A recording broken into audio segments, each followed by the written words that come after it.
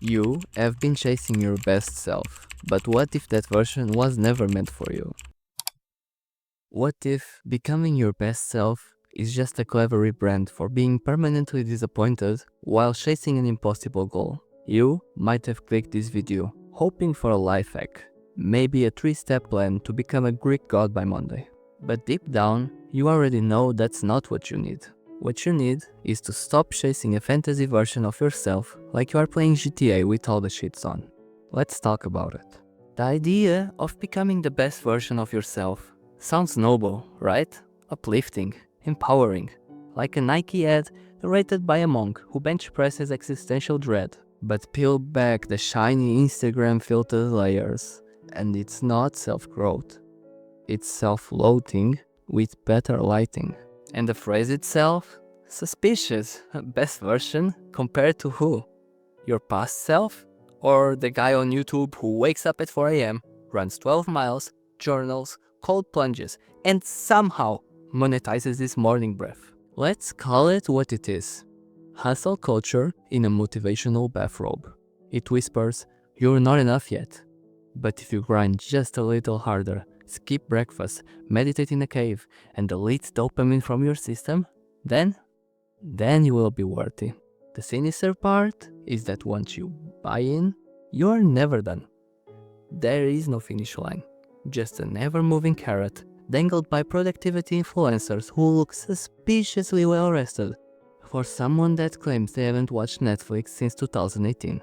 We are being sold a lifestyle where rest is weakness, emotions are distractions, and God forbid you eat a donut without consulting your shadow work journal. These people wear burnout like it's a badge of honor. Not, I need help, but more like, look how committed I am. I even forgot what joy feels like. You are not grinding. You are getting ground down. And the kicker? This obsession with optimization doesn't make you better. It makes you anxious, always feeling behind. You don't enjoy life, you analyze it. Every walk becomes a podcast session. Every shower, a brainstorming meeting. Every social interaction is just networking in disguise. You have turned yourself into a walking LinkedIn post. One optimization away from printing motivational quotes on your toast. Even hobbies aren't safe anymore. You used to draw for fun, and now you are wondering how to monetize it. You read for pleasure, and now it's timed with a Pomodoro and logged into Notion like you are preparing to give a TED Talk. And the worst part? You are starting to judge others through this lens. Ooh, she doesn't wake up at 5 a.m. Red flag. He plays video games. Must be a low-value man. You forget that people are human, not productivity machines built to spit out side hustles and six-packs. And if you are like me, you might be using one of those habit tracking apps. Yeah, I have one where I tick off my daily tasks. Sounds helpful until you skip one. Suddenly, it's not a checklist, it's a guilt trip generator. Oh, you didn't meditate today? Guess you don't love yourself enough. Chill, maybe I was just tired.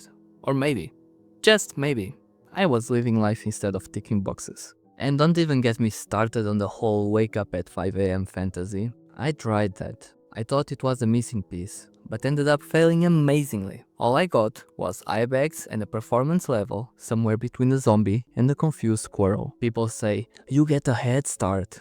No, I get headaches. And while you are asleep by 7 p.m. to be able to wake up at 5, I'm putting the extra mile in at midnight. I don't need sunrise to validate my grind. And to bring my point home, I know this might sound weird, but I used to watch Dragon Ball religiously as a kid. Every time Goku finished training, he didn't reach for a high-performance journal or chug a mushroom supplement. He ate like an animal and dozed off, napping on a cloud. Back then, I didn't get it, but now I do. Even the strongest fictional dude on earth knew recovery mattered. So let's zoom out. Why are we so allergic to just being okay with ourselves? Maybe it's because we grew up on a diet of participation trophies and comparison culture. And self-help saw a gold mine in that insecurity.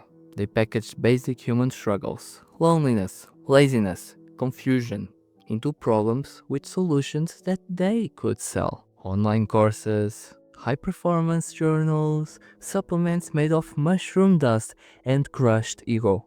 And we ate it up. Because it feels like progress. It feels like control. But it's not. It's a treadmill.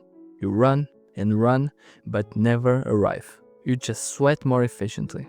And the truth? You don't need to be the best version of yourself. You just need to be a real one. A version that is honest, imperfect, and sometimes just wants to eat cereal for dinner without wondering if it aligns with your higher self. You are allowed to be satisfied. You are allowed to say, I'm good right now, without adding, but I'm working on it. Growth is beautiful, yes, but chasing perfection like it's on clearance at the identity store? That is a scam that we are being sold. You know what the best version of yourself actually is? It's the one that knows when to pause. The one that can laugh at itself. That doesn't need a bullet journal to matter. That knows success isn't a checklist and healing isn't a spreadsheet. So next time someone tells you to be your best self, ask yourself, is this empowering me or just convincing myself that I'm not good enough yet? Maybe your best self isn't ahead of you. Maybe it's already here, just buried under 600 hours of podcast advice and a pile of unread productivity books. So, breathe, be messy, be human. And if you're still watching, yeah, you, scrolling in bed at 2 a.m. with crumbs on your shirt. First of all, I respect your grind. Second, stop feeling bad for being human. You are not a broken machine that needs constant upgrading. You are a person with highs, with lows, and probably 5 productivity books you haven't opened yet. Same here. So maybe, just maybe, unsubscribe from the grind, because you were never broken to begin with. And if this video gave you even a tiny bit of peace, relief, or just made you chuckle at the madness of it all, consider subscribing. Not because you need to change, but because sometimes it's good to have a reminder that you don't have to.